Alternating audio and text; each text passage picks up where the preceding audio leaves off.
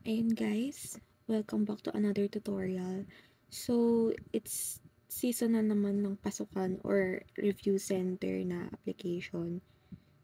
So, 'di ba kailangan dun usually ng ID picture na 2x2 or 1x1 or kahit sa mga employment procedures nyo.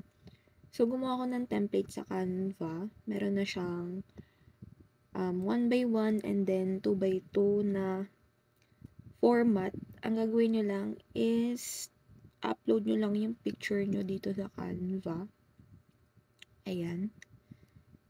Select lang kayo ng picture nyo. Then, ipapalit nyo lang dun sa picture ni Taeyong.